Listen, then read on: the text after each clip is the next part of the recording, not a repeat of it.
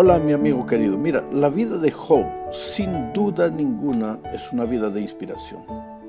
En la opinión de Dios, Job fue un hombre perfecto.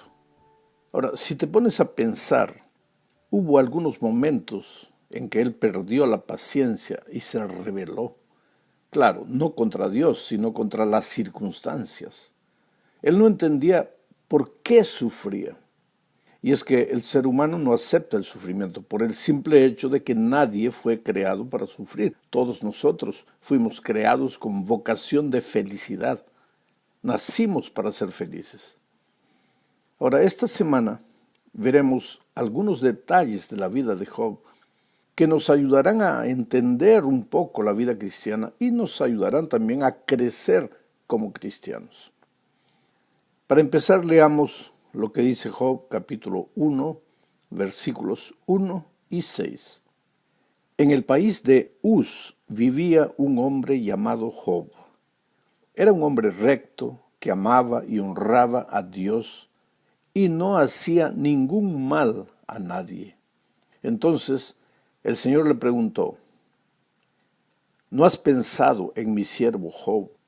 ¿Acaso has visto a alguien con una conducta tan intachable como la de él? No le hace ningún mal a nadie y es temeroso de Dios. Ahora, otras versiones de la Biblia dicen que Job era perfecto y recto. La versión que yo estoy leyendo, la Reina Valera contemporánea, dice solo recto. Lo cierto, querido, es que Job era un hombre en quien Dios se complacía, un hombre que vivía para gloria del nombre de Dios, para honra del nombre de Dios.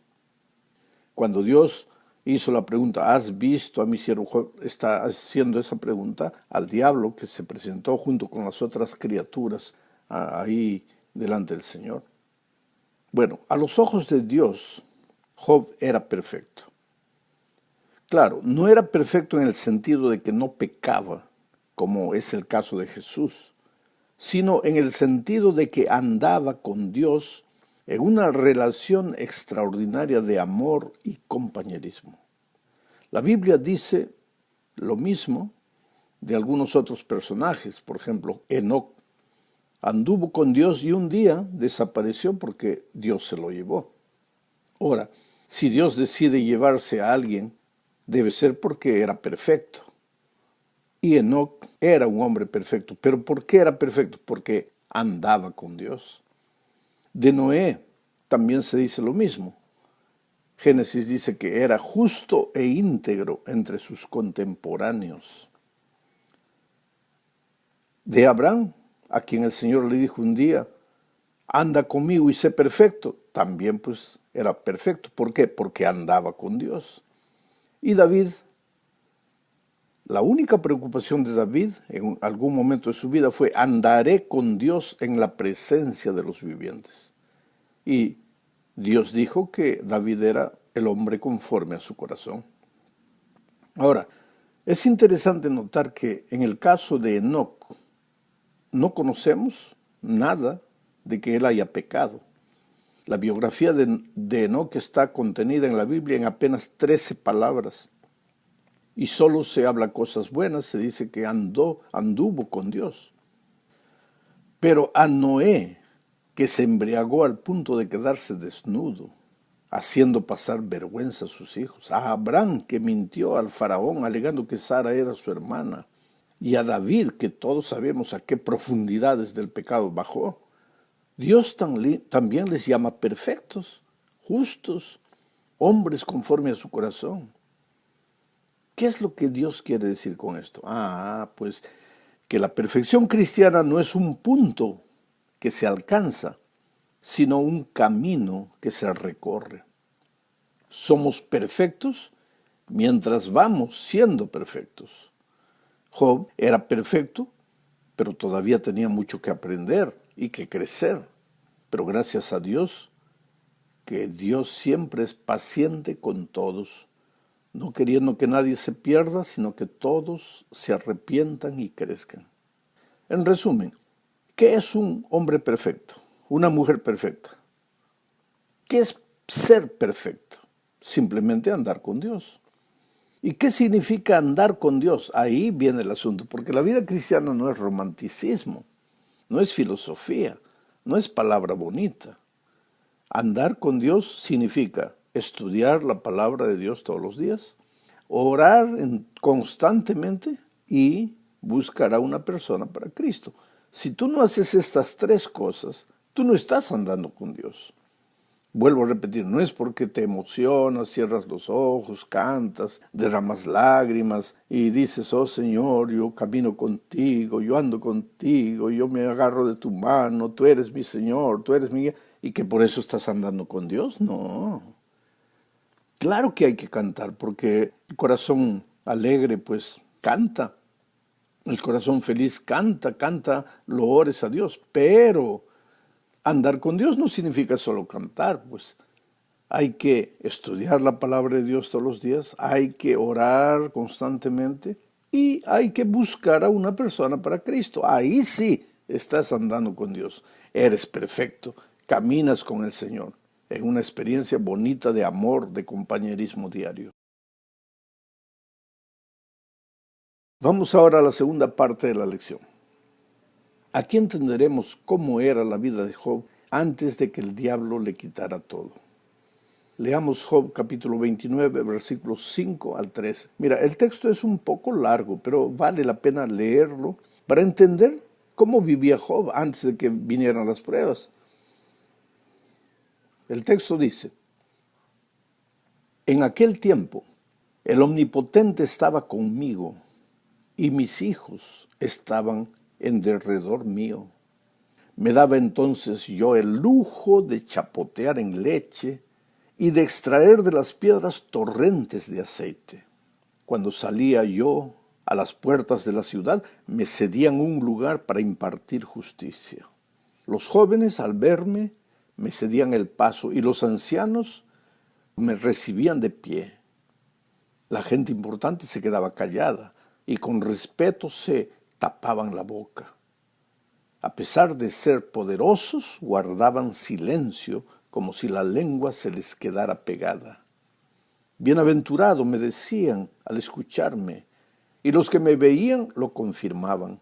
Y es que yo atendía el clamor de los pobres y ayudaba a los huérfanos sin protección. Los que estaban por morir me bendecían. A las viudas les alegraba el corazón. Ahora, mi amigo querido, mira, por lo que acabamos de leer en este texto, vemos primero que la vida de Job, antes de que llegara el dolor, era una vida de abundancias, abundancia plena. Esa expresión que dice, me daba entonces el lujo de chapotear en leche y de extraer de las piedras torrentes de aceite, esa expresión denota muchísima abundancia. Los pobres nunca podrían chapotear en leche, lo que la figura maravillosa que Job usa para expresar su riqueza. Por otro lado, Job dice que él salía a la puerta de la plaza y le daban un lugar para impartir justicia. En aquellos días, en los tiempos de Job, los tiempos antiguos, las personas más respetadas de la ciudad se sentaban en la plaza en una especie de junta reguladora de justicia.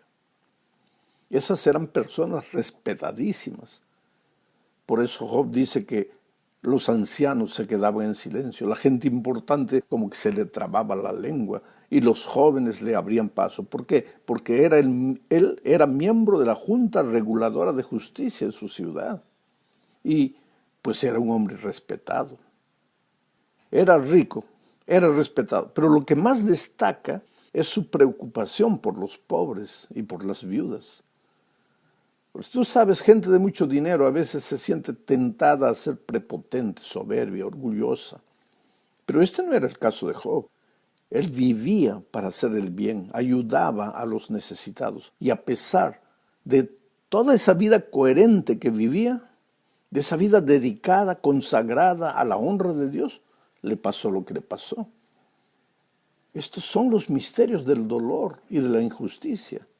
No sufren solo los malos por causa de su vida de rebeldía. sufren también los hombres y las mujeres buenos. Sufren porque el diablo desea que se rebelen contra Dios, quiere que blasfemen y que pierdan la fe. Pero Job sufrió, lloró, perdió todo. Fue prácticamente agredido por sus mejores amigos y sin embargo, aunque no aceptaba las circunstancias, dijo que sabía que su Redentor vivía. En ningún momento perdió la fe. Vamos a la tercera parte ahora. Aquí veremos que Job no está enorgulleciéndose de su pasado al mencionar que se bañaba en leche, que impartía justicia en la plaza, que la gente le abría el paso en la calle. Él no está enorgulleciéndose de su pasado. No está sacando a relucir sus buenas obras como si ellas le dieran derecho a la salvación. No. Este es un asunto de reivindicar el carácter de Dios. Lo voy a explicar un poco más adelante. Pero cuando Job saca a relucir sus buenas obras, no es un asunto de soberbia espiritual ni de farisaísmo. Un hombre recto a los ojos de Dios, como lo era Job, jamás usaría el argumento de que era bueno para merecer cosas buenas. El problema es que él se está defendiendo de las acusaciones de sus amigos. Recuerda que ellos tratan de explicarle a él el misterio del dolor, diciendo que si Dios es bueno y Job está sufriendo, es simplemente porque Job es malo, porque él debe tener algún pecado escondido. Ahora, es delante de esta acusación que Job menciona que él es consciente de que no hay pecado escondido en su vida. Dice más, añade que él no solo hace cosas buenas, sino que él vive esos principios en su corazón. Leamos Job 31, 5 al 8. Ahí Job dice lo siguiente: si acaso me he conducido con mentira, o me he apresurado a engañar a todo el mundo, que Dios me pese en su balanza para que compruebe que soy inocente. Si acaso me he apartado del camino y permití que mis ojos guiaran mis sentidos, o deje que mis manos tomaran algo ajeno, que otro coseche lo que yo siembre y que mis siembras sean desarraigadas. Tremenda declaración de Job, ¿sabes? Que Dios me pese en su balanza para que compruebe que soy inocente. Así que su vida no era solo una vida de buenas obras, que cualquiera puede fabricarlas con un poco de esfuerzo, sino que esas buenas obras en la vida de Job eran fruto de la fuente limpia de su corazón. Mira, si tú analizas todo el capítulo 31 de Job, verás que el patriarca menciona muchas cosas buenas. Pero algo que me impresiona es su concepto de igualdad entre el capital y el trabajo. Ya en aquellos tiempos de Job, mira, antes que el libro de Génesis fuera escrito, se escribió el libro de Job. Y mira lo que Moisés habla. Claro que este concepto de Job de que no hay diferencia entre el capital y el trabajo, y por extensión tampoco no hay desigualdad entre todos los seres humanos. Al contrario, hay igualdad de todas las razas, todas las culturas, todas las maneras de pensar de la gente, los pueblos. Mira, leamos los versículos 13 al 15 de Job 31 para ver lo que estoy diciendo. Si no hubiera atendido a mi siervo y a mi sierva cuando me reclamaban que les hiciera justicia, ¿con qué cara podría presentarme ante Dios y responderle cuando me preguntara por ellos? El mismo Dios nos dio vida en el vientre. A ellos y a mí nos dio forma en la matriz. ¿Percibes el concepto de igualdad que él tiene entre los seres humanos? El esclavo y yo fuimos generados en el vientre de una madre. El blanco, el amarillo y yo fuimos generados en el vientre de una madre. El hombre y la mujer fuimos generados en el vientre de una madre. El ruso, el chino, el japonés, todos fuimos generados. Mira el concepto de igualdad que ya en aquellos tiempos Job tenía. Vamos ahora a la cuarta parte. Volvamos a recordar el concepto de perfección del que hablamos en la primera parte. Un hombre perfecto, en la opinión de Dios, no es aquel que nunca yerra, sino aquel que anda con Dios en una experiencia maravillosa de comunión diaria y compañerismo. Nunca errar es el resultado de andar con Dios.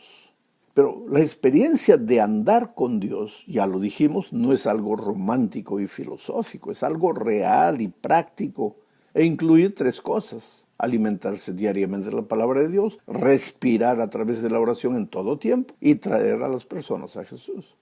Eso es lo que Job hacía diariamente. Por eso andaba con Dios y por eso era perfecto. Sus buenas obras no eran la causa de su perfección, sino el resultado de su experiencia de andar con Dios.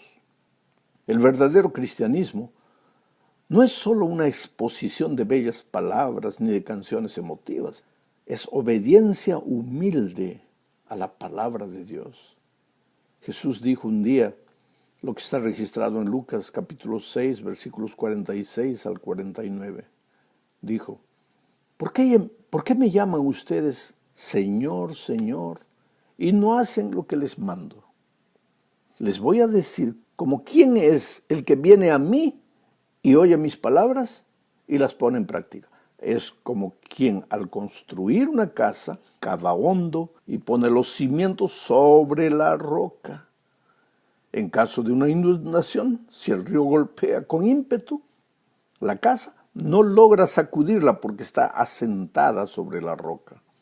Pero el que oye mis palabras y no las pone en práctica es como quien construye una casa sobre el suelo y no le pone cimientos. Si el río golpea con ímpetu la casa, la derrumba y la deja completamente en ruinas. Ah, querido, construir en la roca. Esto es verdadero cristianismo. Job había construido sobre la roca de su fe en Dios y no sobre la arena de sus buenas obras. Por eso, cuando el vendaval de la prueba llegó, la casa de su fe permaneció firme. Llegamos ahora al fin de este estudio hablando de la multiforme sabiduría de Dios. ¿A qué se refiere Pablo cuando menciona la multiforme sabiduría de Dios? Mira, nosotros por más que nos esforcemos, no entenderemos en esta vida el misterio de la iniquidad y la respuesta del Evangelio al mal y a su obra perniciosa. El pecado surgió en el cielo porque Lucifer quiso para sí la gloria que le pertenecía a Jesús. El lema de Lucifer a partir de aquel día parece haber sido el siguiente: si no me adoran a mí, no lo adoren a él. Adoren a cualquier cosa, menos a Jesús. Entonces, a lo largo de la historia, el enemigo ha tratado de que las criaturas adoren a cualquier cosa, al propio hombre, a la naturaleza, a la pirámide, al agua, a los árboles, al sol, a la luna, a las estrellas, a los astros, a cualquier cosa, menos a Dios. Pero Job amaba, servía y adoraba a Dios. Dios se alegraba con la vida de su siervo Job, porque la vida de este hombre era el más grande testimonio de que sí existía gente que estaba dispuesta a vivir para la gloria de Dios. Y se lo dijo a Satanás. Por eso el enemigo trató de destruir a Job. Y la vida del patriarca, su resistencia en medio del dolor, su fiel obediencia al Creador, todo eso sirvió para dar gloria al Señor. Ya lo había dicho Jesús en Mateo 5:16. De la misma manera que la luz de ustedes alumbre delante de todos, para que todos vean sus buenas obras y glorifiquen a su Padre que está en los cielos. Cualquier buena obra en la vida del cristiano no sirve para ganarle un punto en favor de su salvación. No. Somos salvos solo por gracia, pero las buenas obras rinden honor y gloria a Jesús. Mientras el diablo quiere quitarle el honor y la gloria a Jesús, nuestras buenas obras le rinden honor y gloria. Pablo explica mejor este asunto al decir en Efesios 2, 8 al 10, lo siguiente: ciertamente la gracia de Dios nos ha salvado por medio de la fe. La fe, no nació de ustedes, sino que es un don de Dios, ni es resultado de las obras para que nadie se vanaglorie. Nosotros somos hechura suya. Hemos sido creados en Cristo Jesús para realizar buenas obras, las cuales Dios preparó de antemano para que vivamos de acuerdo con ellas. Es impresionante esta declaración de Pablo. Somos salvos únicamente por la gracia, pero para producir buenas obras. Y son buenas obras que ya Dios las preparó para nosotros. Nosotros solo tenemos que apoderarnos de esas buenas obras a través de la vida de compañerismo con Él. Las buenas obras no son causa de nuestra salvación. No es para que nos jactemos de ellas. Las buenas obras son la experiencia de personas que han sido salvadas por gracia. Pero ¿para qué sirven estas buenas obras? El mismo Pablo responde en Efesios 3:10 al referirse a las buenas obras de la iglesia. Dice, para dar a conocer ahora, por medio de la iglesia, y yo quiero añadir, de las buenas obras de la iglesia, su multiforme sabiduría a los principados y poderes en los lugares celestiales. A los principados y poderes. Todos los ángeles del universo ahora entienden. Y el enemigo ahora tiene que quedarse de boca callada, porque esa historia de que nadie sirve de balde al Señor es mentira. Está probado que es mentira. Sí hay gente que en medio del dolor, de las lágrimas y a pesar de las luchas y dificultades, sigue sirviendo fiel al Señor. Son gente maravillosa, ¿sabes? Como Job y como tú, que en este momento tal vez no entiendes lo que te pasa, que en este momento, por más que te esfuerzas para que entre un rayo de luz e ilumine tu comprensión de las circunstancias difíciles que vives, no encuentras esa luz y solo te resta confiar en la oscuridad de las lágrimas, de la dificultad, de la prueba. No te desanimes, sigue adelante. Dios nunca te va a dar una prueba más difícil de la que tú puedes soportar. Que Dios te bendiga.